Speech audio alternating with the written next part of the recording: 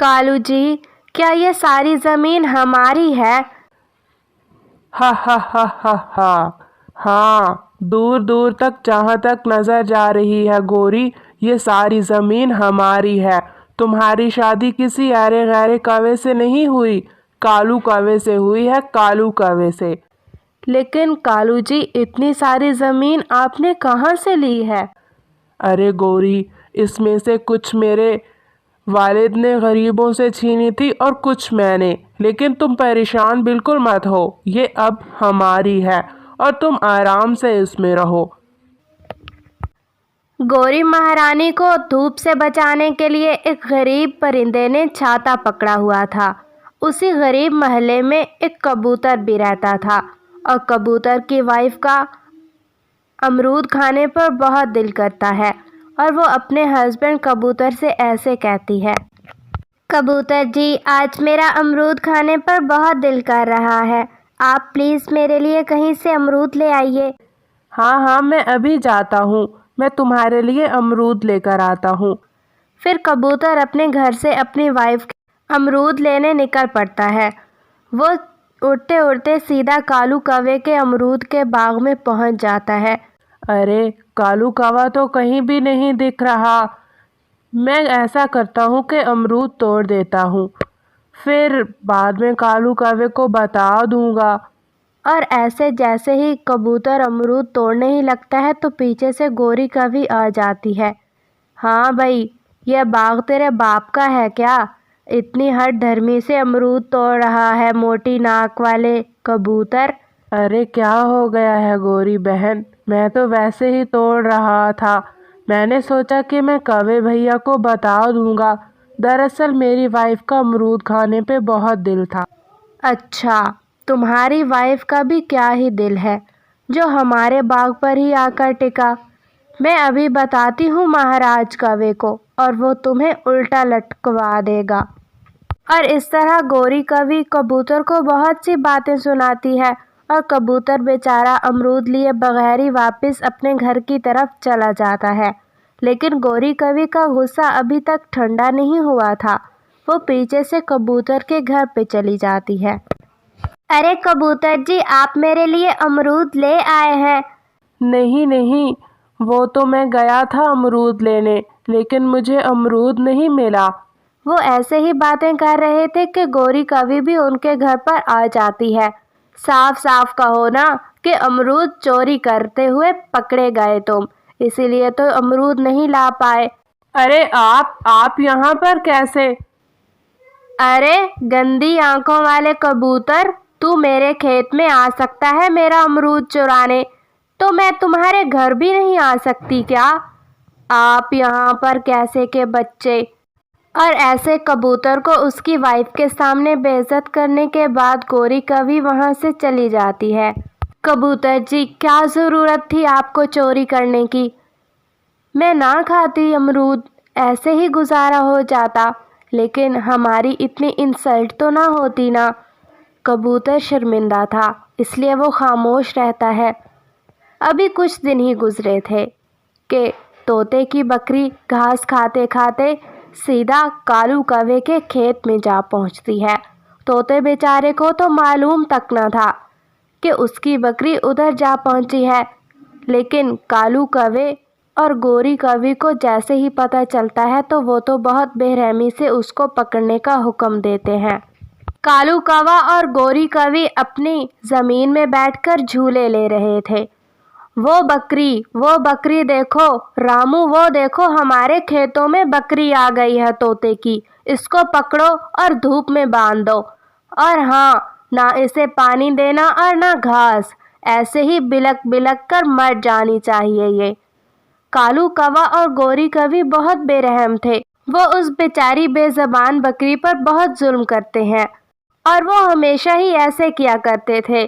किसी जानवर को तो क्या, वो तो अपने खेतों में किसी परिंदे तक को ना आने देते थे, और वो ऐसे ही करते हैं। उस बकरी को धूप में बांध देते हैं, ना उसे घास देते हैं और ना ही पानी।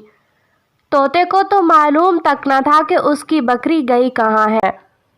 अरे चिड़ियापी, क्या आपने मेरी बकरी देखी है? मैंने सुबह ही बांधा था उसे, लेकिन न जाने वो कैसे खुल गई। मैं सुबह से ढूंढ रहा हूँ उसे, लेकिन कहीं नहीं मिल रही। अरे, मुझे तो नहीं पता तोते भैया, ना ही मैंने देखी है आपकी बकरी। मैं जब सुबह घास लेने जा रही थी ना अपने बकरे के लिए, तो मैंने देखा था उसे एक दफ़ा नदी से पानी पीते हुए। मैंने समझा कि तोते को पता होगा, इसलिए मैंने ज़्यादा ध्यान नहीं दिया, लेकिन उसके बाद का मुझे कोई पता नहीं है। चिड़ियापी, कहीं मेरी बकरी जालिम कौवे जमींदार के खेतों में ना चली गई हो। हाँ हाँ तोते, मुझे भी ऐसा ही लग रहा है। फिर तोता जल्दी से कालू कौवे के खेतों की तरफ जाता है। अरे मेरी बकरी इधर किसने बांधी? तुम्हारी बकरी हमारे मालिक कौवे के खेतों में आ गई थी और मालिक ने इसे सजा दी है और कहा है कि ना इसे पानी दिया जाए और ना घास, और धूप में बांध दिया जाए। तोता बहुत ज़्यादा परेशान हो जाता है। रहम कीजिए, मेरी बकरी बहुत नाजुक है और बेचारी ये तो बेज़बान है, इसे क्या मालूम कि कौन से खेत किस परिंदे के हैं। नहीं तोते, हम कुछ नहीं कर सकते, तुम्हें महाराज कौवे से बात करनी होगी। फिर तोता जल्दी से कालू कौवे की तरफ चला जाता है। महाराज जी, गलती हो गई, रहम कीजिए मेरी बेज़बान बकरी पर। मैं वादा करता हूँ कि आइंदा कभी मेरी बकरी आपके खेतों की तरफ नहीं आएगी। अरे ऐसे कैसे रहम कर दें, अब उसे सज़ा मिलेगी। सज़ा 2 दिन बिना खाए पिए रहेगी धूप में, तब अगर तुम रस्सी खोलोगे भी तब भी वो हमारे खेतों में नहीं आएगी। और ऐसे कालू कौवा और गोरी कौवी तो बिल्कुल भी बकरी को नहीं बख्शते, और तोता बेचारा बिल्कुल लाजवाब होकर वहाँ से चला जाता है। 2 दिन ऐसे ही बीत जाते हैं और तीसरे दिन शाम को तोते की बकरी मर जाती है। मालिक, बकरी मर गई। मर गई है तो क्या करें, फेंक दो उसे दरिया में।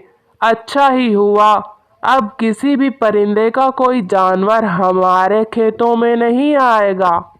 मार दिया, जालिमों ने मेरी बकरी को मार दिया। चिड़ियापी, तोते भैया परेशान मत होइए, ऊपर वाला देख रहा है, वो इंसाफ ज़रूर करेगा। और ऐसे उन कौवों ने जंगल में उधम मचाया हुआ था, किसी पर कोई रहम न करते, और बेचारे परिंदे तो बहुत मजबूर और परेशान थे।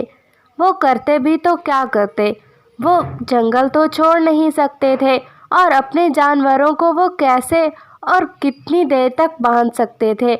आखिर किसी वक्त तो उन्होंने खोलना भी था जानवरों को।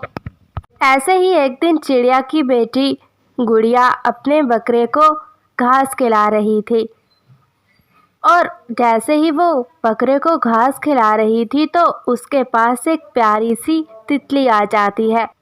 चिड़िया की बेटी गुड़िया की नज़र जैसे ही तितली पर पड़ती है तो वो फौरन से उसके पीछे उड़ने लगती है। वो बच्ची थी, उसे मालूम न था कि अगर उसका छोटा सा बकरा कौवों के खेत में चला गया तो वो तो उसे मार ही डालेंगे। उसे तो वो बात ही भूल गई थी और वो तो बस तितली के पीछे उड़े जा रही थी। और जैसे ही गुड़िया वहाँ से जाती है तो उसका छोटा सा मेमना चलते चलते कौवों के खेत में पहुँच जाता है, और कौवों का नौकर रामू उसे देख लेता है। वो जल्दी से जाकर अपने मालिक कौवे को बता देता है। मालिक, वो जो रानो चिड़िया है ना, उसकी बेटी गुड़िया अपने मेमने को घास खिला रही थी और अचानक से पता नहीं वो कहाँ चली गई, और अब वो मेमना हमारे खेतों में है। आज मैं इन परिंदों को ऐसा सबक सिखाऊंगा कि दोबारा कभी भी किसी परिंदे का कोई जानवर हमारे खेतों में नहीं आएगा। फिर क्या था, कालू कौवा न आओ देखता है न ताओ, और कुल्हाड़ा लेकर जल्दी से जाकर उस नन्हे से मेमने की टांग काट देता है। मेमना बेचारा जमीन पर गिर जाता है, उसकी टांग से खून बह रहा था, और वो उठता है, चिल्लाता है और जल्दी से दौड़कर वहाँ से भाग जाता है। किसने किया ये मेरे बेचारे मेमने के साथ? इतना जुल्म जालिमों, इससे तो बेहतर था कि तुम इसकी गर्दन ही काट देते। मुझे पता है ये किसका काम है, ये ज़रूर उस बेरहम कालू कौवे का काम होगा, लेकिन ये सब भुगतेगा वो, और उसको मालूम नहीं है अभी तक कि उसने कितना बड़ा जुल्म किया है। बेचारे बेज़बान जानवरों ने क्या बिगाड़ा है इन कौवों का। फिर क्या था, वक्त ऐसे ही गुजरता रहा और रानो चिड़िया ने अपने मेमने की बहुत ज़्यादा केयर की, उसे दवाई लगाई, उसकी पट्टी की, और फिर वक्त के साथ साथ मेमने का ज़ख्म ठीक होता गया। फिर रानो चिड़िया ने अपने मेमने को लकड़ी की टांग बनाकर लगा दी, जिससे वो बकरा ज़्यादा दौड़ तो नहीं सकता था, लेकिन जैसे तैसे करके थोड़ा बहुत चल लेता था। वक्त गुजरता रहा और फिर बरसात का मौसम आ गया। देखते ही देखते जंगल में बहुत तेज बारिशें शुरू हो गई और कालू कौवे की सारी फसलें डूब गई। मकई की फसल तो पानी के ऊपर तैर रही थी। कालू कौवा बहुत परेशान था और वो अपने नौकर रामू के साथ अपने खेतों में जाता है, और कालू कौवा जैसे ही खेतों में जाता है तो वहाँ पर उसका पाँव फिसल जाता है और वो खेतों में मौजूद जमा पानी में डूबकर मर जाता है। फिर क्या था, वक्त ऐसे ही गुजरता रहा और जंगल में बारिशें लगातार हो रही थी। कालू कौवे की सारी फसलें तो तबाह हो ही चुकी थी और उसके मरने के बाद तो अब गोरी कवि के पास ना ही खाने के लिए कोई दाना था, न रहने के लिए घर, और अब वो भूख से मर रही थी।